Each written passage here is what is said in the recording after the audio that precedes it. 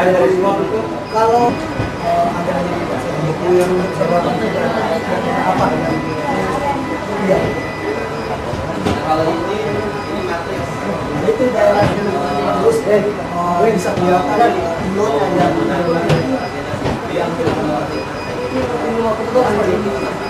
ini memang Pak, di sini harus seperti ini.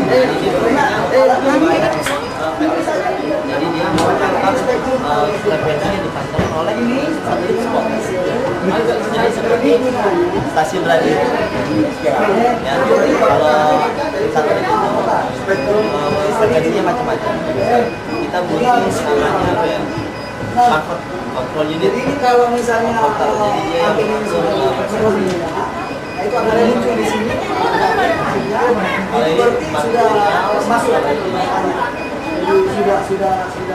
sudah mengambil data yang Jadi kalau di stasiun ini kita di sini menangkap sinyal yang dipancarkan oleh satelit, kita tangkap. Setelah itu sinyal tersebut kita pisahkan dengan menggunakan alat-alat yang di sana. Kalau spot dengan menggunakan demulator spot, kalau modis dengan demulator modis.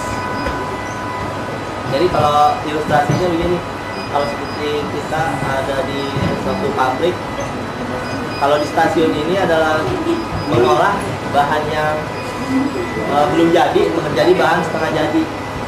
Jadi seperti kalau misalnya kain, di sini ada pembuatan kain. Nah, kalau di bawah itu membuat pakaian. Jadi di sini adalah mengolah barang setengah jadi. Dia menangkap tinta satelit. Nah, nanti tinta-tintanya itu dibuat diolah di pengolahan. Di bawah tadi udah ke bawah ya. Dan odis.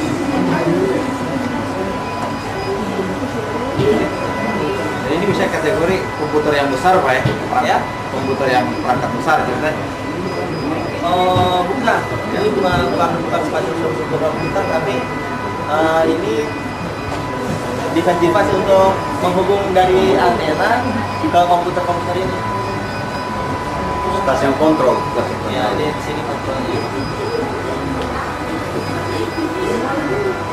Dari adik-adik ada yang bertanya. Oh, ini. ICU. Ya, ini untuk kontrol antena ini. Antena kontrol. Jadi di sini ada 3 buah antena dan yang berfungsi itu ada 2, yaitu antena scientific Atalanta itu yang di depan, dan satu lagi space ada di atas. Ya, yang boleh kita bahas. Coba ke Labiran, Mbak. Labiran ini. Ya, Bantimurung, Kecamatan Bantimurung, ke Labiran. Labiran ini. Oh, yang itu ya? Bisa diperbesar?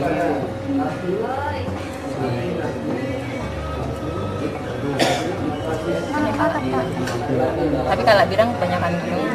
Banyak, kebanyakan gunung, betul. Yang mana kamu tadi, Pak? Yang di Kalabirang itu? Tampil kanannya Mbak, rumahnya. Rumahnya Pak. Yang di Kalabirang itu? Dekatnya kantor camat kan? Ah, betul, di belakangnya. Kemarin Di Pak belakang. Camat Bantimurung dari sini. Oh. Yang mana kantor camat? Kantor camat ini. Ah, itu bisa di zoom? Dia hanya sampai perbesaran 750 di. Sudah full itu, sudah full. Yang warna biru rumah tuh, Pak.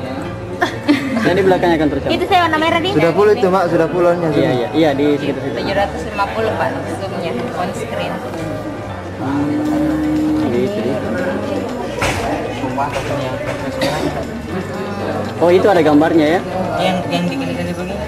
Itu yang direvisi kemarin. Batasnya kayak ini sudah bisa dilihat ini deh. Ini ada sebut perubahan ini yang didelineasi dari sini untuk pada saat survei awal ini yang merah. Tapi karena salah, datang dari Kabupaten Maros karena salah ini, dia perbaiki batasnya yang benarnya di sini masuk. Nah, jadi dalam menentukan seperti ini, pertama kita pakai juga peta blok dari kecamatan, habis itu dipanggil juga orang camatnya apakah betul ini batasnya atau tidak. Jadi foto satelit itu dicocokkan dengan data Iya, seperti itu. di lokasi. Ada survei lapangan. Ada survei lapangan. Jadi kita kerja di sini dulu, kemudian baru ke lapangan. Ada ground check. Iya. Jadi jumlah rumah yang Mbak bisa dilihat dari situ ya? Bisa. Misalnya Tapi sekian. itu sendiri tapi. Ya? Itu sendiri. Di sini ada jurusan geografi. Oh, begitu. member. Tapi nanti misalnya data dari sini dicocokkan lagi dengan survei begitu ya? Iya, kan kita nggak tahu kalau misalnya awam ya, kalau misalnya nggak tahu kota, nggak tahu wilayahnya, kan pasti nanya, oh ini bangunan apa, bangunan apa gitu. Itu kan harus disurvei. Iya. Kalau misalnya Makassar gini kan kita udah sering ke sana jadi tahu. Kalau belum tahu harus ada survei. Kalau udah hafal nggak perlu.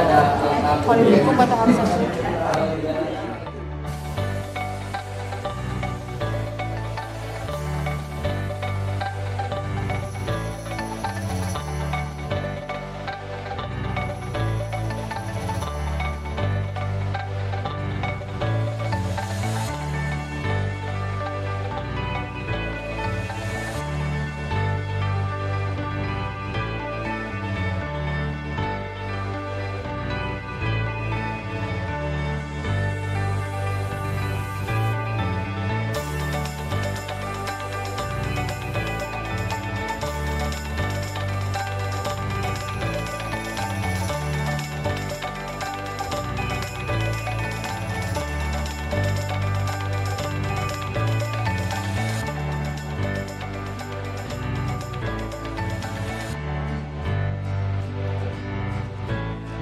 Bapak, Ibu sekalian yang saya hormati, anak-anakku sekalian, saya mau memperhatikannya dengan sangat bahwa pada hari ini saya sangat bahagia sekali diterima oleh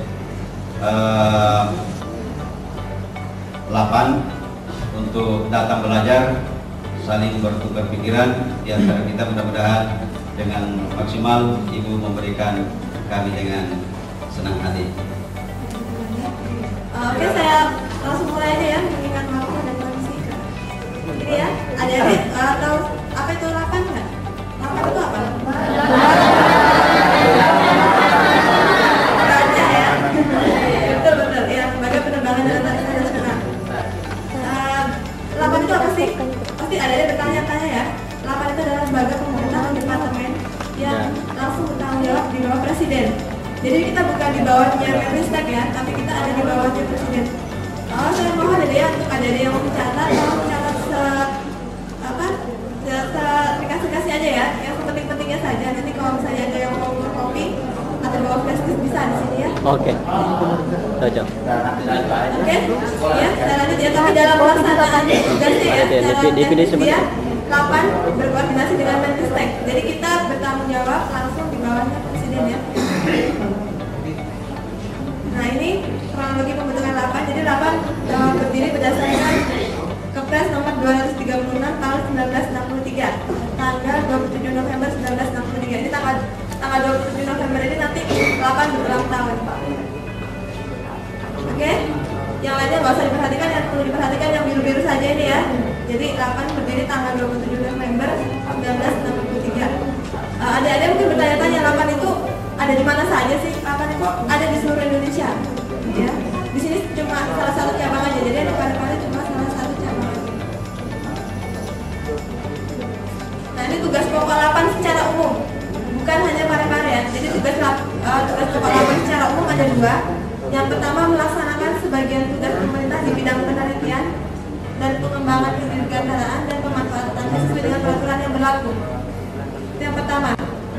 Kalau ada yang di belakang nggak kelihatan, di depan saja deh. Ya. Lebih baik di depan saja daripada di belakang nggak cakup itu kegiatan pemanfaatan sains atmosfer, iklim dan antariksa yang pusatnya ada di Bandung. Ya.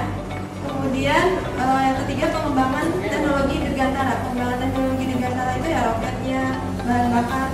Ada teknologi dirgantaranya ya itu ada di Rupin misalnya. Yang terakhir pengembangan kebijakan dirgantaraan nasional yang pastinya ini ada di pusat, yaitu di Jakarta Timur juga, tapi di Rawamangunnya. Oke, nah berdasarkan ini gambar di sini ya, berdasarkan gambar di sini kita bisa ketahui bahwa LAPAN itu lokasinya ada di seluruh Indonesia. Cuma beda lingkup kegiatannya, macam-macam lingkup kegiatannya ya. Untuk di Parepare ini kita masuk di yang pertama tadi pengembangan teknologi dan pemanfaatan belajar. Di Sulawesi ada juga di Manado ya, tapi dia sebagai stasiun pengamat dirgantara. Jadi masuk lingkup kegiatan yang kedua ya, pemanfaatan sains atmosfer, iklim dan antariksa. Sedangkan di Parepare kita masuknya di lingkup kegiatan ya pengembangan dan pemanfaatan belajar. Di Biak juga ada, dia juga stasiun bumi juga sama dengan di sini. Di Kupang juga ada, waktu konsep Jawa masih ada ya. Di Sumatera di Kota Tabang, Sumatera Barat. Jadi di seluruh Indonesia ada ya, Pontianak juga ada. Nanti kalau saya ada kopi ini juga bisa diperhatikan ya, bisa dilihat di mana aja lokasi lapan. Lanjut aja ya. Ini struktur organisasinya. Struktur organisasi lapan ya. Kepala lapan dia langsung berada di bawahnya presiden. Jadi kepala lapan bertanggung jawab terhadap presiden. Bertanggung jawab pada presiden ya. Tetapi secara teknisnya dia berkoordinasi dengan Menristek. Jadi saya langsung menginjak ke pusat data penginderaan jauh. Di bawahnya pusat data penginderaan jauh selain IIS Parepare. Jadi di sini disebut IIS atau instalasi indera sumber daya alam. Jadi di sini kita rekam data-data satelit yang berhubungan dengan sumber daya alam. Selain Parepare ada juga Biak. Dia disebut IIC. Apa itu IIC? IIC adalah instalasi indera cuaca. Jadi di Biak direkam juga sama. Mereka juga punya antena seperti yang ada di sini. Cuma yang direkam adalah data-data berhubungan dengan cuaca. Ya. Kalau yang di Parepare berhubungan dengan sumber daya alam, kalau yang di Biak cuaca. Yang direkam seluruh Indonesia juga. Ya. Jadi kalau posisinya di Parepare bukan berarti yang direkam Parepare saja, tapi seluruh Indonesia yang direkam. Kemudian selain IIC Biak dan IIS Parepare ada bidang produksi dan bidang penyajian data atau JIANTA. Yang dua bidang ini ada di pusatnya ada di Jakarta, Ayo. Nah semuanya ini IIC Biak, IIS Parepare, bidang produksi, bidang JIANTA, dia langsung berhubungan dengan user. Jadi di Parepare ini kita langsung berhubungan dengan user atau biasanya sih pemda daerah yang membutuhkan data penginderaan jauh. Tugas dan fungsi lapan Parepare. Dia sebagai penerimaan. Jadi di sini melakukan penerimaan, kemudian perekaman, kemudian pengolahan data satelit serta distribusi dan pelayanan teknis pemanfaatan data satelit indera jauh khususnya untuk wilayah Indonesia bagian tengah. Jadi di sini kita diberikan tugas untuk melakukan pelayanan teknis khususnya yang ada di wilayah Indonesia bagian tengah ya. Jadi saya menerima menekap juga. Dulunya waktu lapan berdiri di sini mulai dibangun 1993 ya, di lapan sini ya, lapan Parepare. Awalnya baru cuma ada penerimaan dan perekaman. Kemudian tahun 2002 mulai ditambah tugas dan fungsinya menjadi pengolahan dan pelayanan. Karena kan kita berada di wilayah Indonesia bagian tengah ya, biasanya agak jauh dengan pusat itu agak kurang ya pelayanannya. Jadi kita diberikan fungsi untuk melakukan pelayanan seperti pelayanan. Kalau di satelit penginderaan jauh, apa yang dimaksud dengan satelit Ben? Satelit alami bumi apa ya? Bulan. Bulan ya, betul ya. Kalau penginderaan jauh, indera itu apa? Indera. Udah belajar geografi ya. Nah jadi melihat secara jauh ya. Jadi satelit yang satelit bumi yang bisa memutari bumi ya. Biasanya ini dari kutub ke kutub. Satelitnya lewatnya dari kutub ke kutub.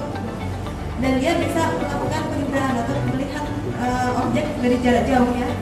Nah itu yang disebut dengan teknologi satelit penginderaan jauh. Kenapa dipakai ya? Alasannya kenapa? Ada 5 alasan di sini. Yang pertama cost effective atau ekonomis. Jadi dia lebih penginderaan jauh itu lebih ekonomis dibandingkan kalau kita menggunakan foto udara. Contohnya saja foto udara ya.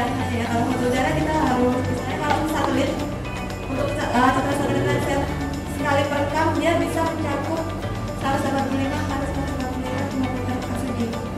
Jadi sekali merekam, track gitu ya, dia cakupan wilayahnya itu 185 kali 185 km di lapangan. Itu satelit Landsat ya. Satelit kan banyak banget macamnya. Ini salah satu contohnya Landsat. Sedangkan kalau foto udara dengan wilayah yang agak sempit ya, kita harus merencanakan pilotnya, bahan bakarnya, sewa pesawat terbangnya. Banyak sekali ya, sekali terbang aja dia cuma dapat berapa ribu part yang kecil ya. Beda dengan citra satelit. Nah itu yang dimaksud dengan cost effective atau ekonomis ya, dia lebih murah sebenarnya ya. 93 sampai sekarang ya. Untuk satelit Landsat dia resolusi spasial dia 30 meter. Apa yang dimaksud dengan resolusi spasial? Spasial itu ruang ya. Resolusi adalah ukuran terkecil. Ini saya beri contoh citra e-commerce Kota Parepare. Kalau saya zoom lagi ya, sama dengan foto ya, foto digital sama ya. Jadi angka 1 pikselnya ini ya, 1 piksel ini berharga untuk e-commerce karena resolusi satu pikselnya ini di lapangannya adalah 1 meter kali 1 meter. Itu yang dimaksud resolusi spasial.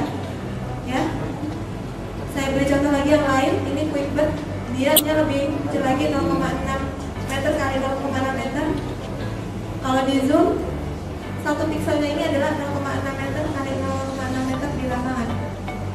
Ya, paham ya resolusi spasial ya? Jadi adalah ukuran terkecil dari suatu piksel itu adalah segitu, tergantung dari satelitnya. Nah ini ya, kalau lihatnya ya, nah itu dia nggak hanya merekam di bawah saja, tapi kanan kiri juga. Ini yang lebih canggih nih. Jadi dia bisa merekam di bawah, bisa merekam di sebelah kanan kiri. Pada saat melakukan perekaman, posisi antena itu tidak standby di atas begitu ya, seperti yang Anda lihat di depan tadi ya, dari di belakang itu. Jadi dia kalau melakukan perekaman, satelit itu mengikuti arah dari satelitnya. Ya, jadi apa antenanya mengikuti satelitnya gitu ya. Arahnya misalnya antenanya mengarah ke sana, oh berarti Amerika mungkin Kalimantan, Sumatera. Jadi kita bisa prediksi ya. Kalau mengarah ke sana, oh mungkin Irian. Begitu ya. Jadi dia tidak hanya merekam yang ada di bawah misalnya, tapi dia bisa klik-klik kanan kiri. Nah ini prinsip dasar penginderaan jauh satelit udah ada di buku ya. Mungkin agak-agak mirip dikit lah ya. Jadi di sini kebetulan yang kita pakai adalah sistem penginderaan jauh satelit yang pasif ya. Jadi kita masih memanfaatkan sinar matahari ya sebagai sumber energinya. Nah ini dari pantulan dan pancaran ini diterima oleh sensor yang ada di satelit. Kemudian sensor itu nanti meneruskan diterima oleh stasiun bumi ya. Kemudian dari stasiun dari antena ini diteruskan disimpan datanya dalam bentuk data digital HDDT atau CCT. Nah, data digital HDDT atau CCT itu apa? Nanti ada bisa lihat di stasiun sana. Dari data digital bisa disimpan dalam komputer. Nah, dari komputer bisa diolah sesuai dengan permintaan dari user, baik itu di bidang pemetaan, kehutanan, industri, perkotaan, cuaca, Pak, yang memang tadi ada lewat itu ya, itu sudah tidak dipakai lagi karena ada komponennya yang rusak. Udah lama sekali itu mulai adanya lapan di sini antena itu beroperasi. Jadi yang sekarang beroperasi cuma 2 aja yang di belakang ya. Nanti ada bisa lihat. Kalau posisi seperti ini dia tidak melakukan perekaman ya. Kalau posisinya dia miring-miring, oh berarti itu dia sedang melakukan perekaman. Diameternya ya, diameternya besar sekali ya tadi. Yang di depan, yang di belakang ini 10 meter ya. Sedangkan yang di depan tadi yang ada lewat itu adalah 11 meter antenanya. Sayangnya udah nggak dipakai lagi. Nah ini adalah contoh-contoh satelit. Jadi yang direkam di lapan itu cuma sebagian kecil saja. Ini dari tahun 84 sampai 99. Dia banyak sekali antena yang ada di permukaan, yang ada di atas bumi ya, banyak sekali ya. Ini belum yang 99 sampai sekarang belum ada di sini. Daniel ya, salah banyak bukan salah satu ya. Ini ada GNS, NOAA, ada Landsat, Spot, S, Jazz, ALOS, ICONOS, dan QuickBird ya. Bisa dilihat ini salah satu bentuk-bentuk satelit ya. Satelit itu jadi nggak hanya bulat aja, tapi ada komponen-komponennya. Kalau yang seperti kiri kan ini adalah sensornya ya. Yang panjang-panjang itu sensor itu. Liputannya optimal, cuma 95% saja dari wilayah Indonesia. Yang 5% kemana? 5% mencakup wilayah mana deh yang tidak tercakup di sini. Bisa dilihat dari gambar. Yang depan itu kelihatan. Ya, yang depan itu gimana? Berarti barat. Oh iya. Apa? Sumatera Utara. Ini ya, Aceh ya. Jadi Sumatera yang 5% Utara. itu Aceh. Jadi yang 5% ini kita ambil dari negara-negara tetangga kayak seperti Thailand, ya. Kemudian tersedianya fasilitas pendukung listrik dan telekomunikasi internasional. Jadi di sini internet jalan terus ya, karena kita setiap hari harus mengirim ke Jakarta. Di sini mati, di Jakarta udah bunyi-bunyi ya, rokok nggak nyala. Karena di sini direkam semua data ya seluruh Indonesia. Kemudian tersedianya lokasi yang memenuhi persyaratan teknis. Sama yang sudah dilakukan oleh LAPAN dengan benda-benda yang ada di Sulawesi maupun di Kalimantan ya. Jadi yang untuk Parepare pasti sudah lah ya. Kemudian Kabupaten Baru, Tanjung, Sidrap, Sope, Islam, Maros,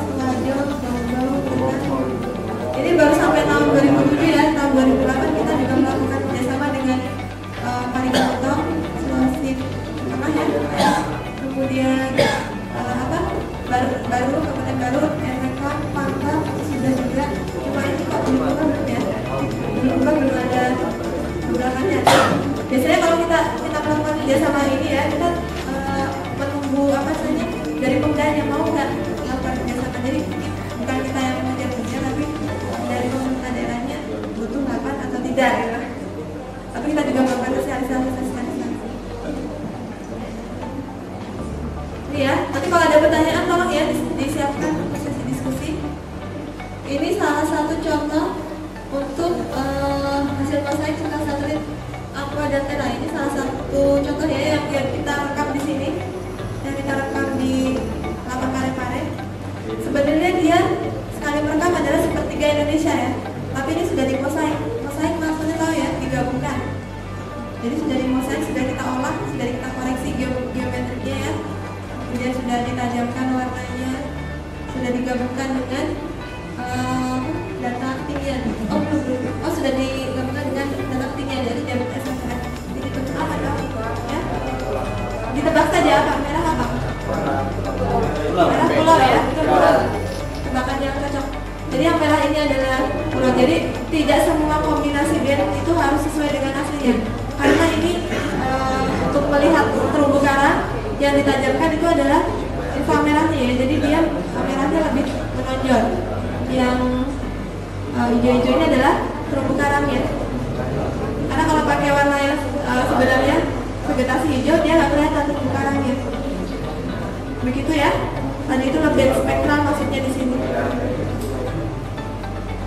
Ini Parepare dalam ikonus nginepnya di mana semalam? Tadi lewat ya? Ada di Makassar? Oh semalaman di Senggol. Dari Senggol dari malam. Senggol utara ya. Kalau yang ke atas pasti arah utara ya. Kalau kita menggambarkan peta pasti arah atas adalah utara, bawah selatan. Nah ini ya, ini ada orang di Makassar. Kayaknya ada acara di sini karena lagi sekali.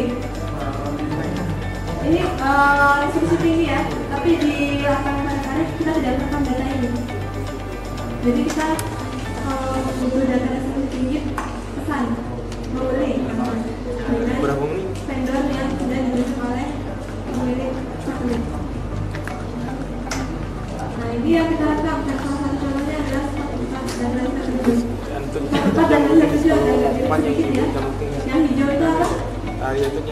Hijau vegetasi ya, vegetasi saja antara hutan, sawah dan lain-lain. Itu vegetasi. Kalau yang biru-biru itu tumbuh air ya. Nah kalau misalnya biru-biru dia dekat dengan pantai, disebut tambak. Karena kemudian jarang sekali bentuk yang tinggi, kecuali untuk dinas-dinas tertentu yang butuh ketekilan. Ini adalah salah satu contoh hasil dari pengolahan data ya. Jadi di sini data satelit kita olah ya, kemudian dibuat vektornya. Jadi kita rubah dari raster menjadi vektor sehingga kita bisa tahu luasannya. Kalau dari raster kan agak sulit untuk mengetahui luasannya. Kalau dengan vektor kita bisa mengetahui luasan dan bisa membuat sistem informasi geografis. Pernah dengar sistem informasi geografis? Pernah ya? Sekilas begini. Nah, ini salah satu contohnya. Ini di layout. Layout pernah dengar juga layout? Baru dengar? Layout. Ya begitulah, nanti lawan pemantau juga bagi berdasarkan kelurahannya ya, kelurahan Barati. Pernah ke Sidra? Tidak. Ini ya, jadi salah satu